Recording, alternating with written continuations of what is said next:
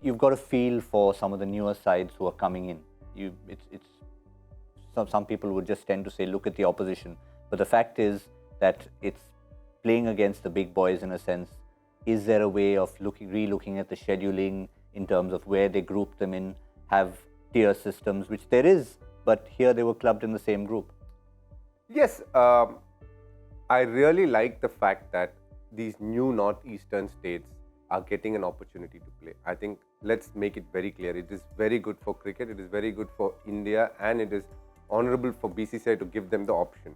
When I speak about northeastern teams being in the same group, I put out a tweet yesterday about the Vijay Hazare Trophy. I'm definitely not talking about Assam and Tripura. They have been there for some time now and they have earned their stripes and they deservedly need to be in the elite group.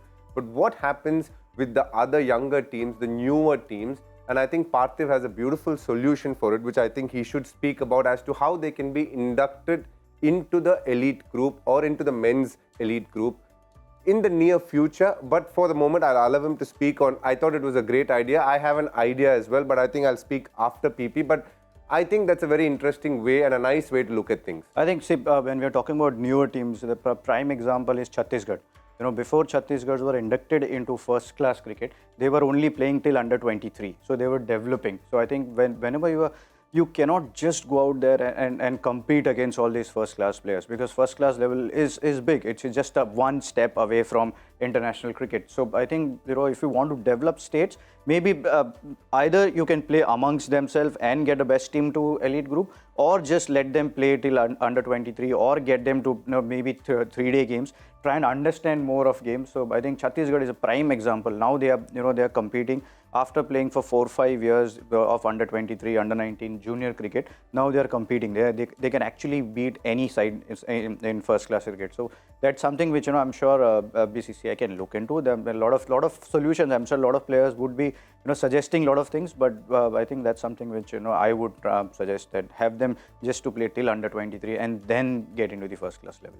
I would go one step higher and I would say, yes, you allow them the opportunity to represent and play against the normal teams in under 19 and under 23. That way you're building a player base for you to choose from. But allow them to play the men's Ranji Trophy if you feel the need, by all means. But keep them in a separate group. Like we have elite group and we can split that into two and have 10 teams in each group. That will become 20. And then you have the plate group, which is 9 teams, which is the teams which obviously are not as good enough to be in the elite but in the plate. And then you have the 4th group, which is the northeastern group. Let them play amongst each other, and the topper plays the second place as a pre-quarter final in the plate group, and then come on to the quarter final. If they are good enough, they will definitely come.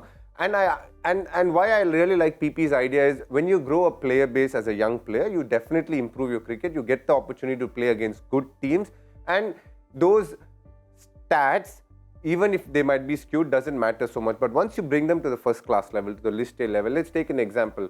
The second highest run the highest score ever was achieved by Alistair Brown. And who did he do it for? Surrey, against Gloucestershire, another proper county team. And where would you put it? Like, that is a phenomenal achievement when they have done it against another peer of theirs who is probably on the same league as them. That's when you can give them credit. And then you take Rohit Sharma's 264 that he got against Sri Lanka. That was one of the highest scores. And today somebody is crossed it against Arunachal Pradesh, and if he ends up being the highest run scorer, highest score, I just feel it's a little skewed. I just feel a little unfair on the players who have done so well against, obviously, you know, higher ranked teams or a similar level, and then do it here. By no means I'm taking credit away from a Jagadish. I think he definitely deserves what he's achieved, because, as I said before, to score 277 is phenomenal. But when you compare the stats and know that, you know, he's gotten ahead, I just feel that it's unfair to a certain player. And I think that's where the stats get skewed. And if you put them in the league phase, the problem becomes, you know, you're playing against some good teams, and then the team that you're competing against by chance plays the game against one of these lower ranked teams, northeastern teams. But if, again, for another senior team, if they end up having a match which is rained out against that team, you're losing out on a run rate in a big way. Like, they've had a 435 run win. Their run rate has gone from +1 to +3.1, which has literally assured them of a #1 spot in the group phase. They deserve it because they won all their matches, but I'm just saying it's getting skewed to a very unrealistic level, which is something that is not sitting well with me, because I see a lot of players posting real good scores against them, but how much value does it hold? How will you like compare a 277 of a Jagadisan to a 165 that he scored against another good team? Like, where do you keep that? How do you compare both of that? And for me, that is the issue. The fact that they're not competing is very evident in the scorecard. Like 435 runs is the highest in the history of List A. And this is going to happen. Somebody is going to come and better it if you have more matches. And is that fair? Is all I'm saying here.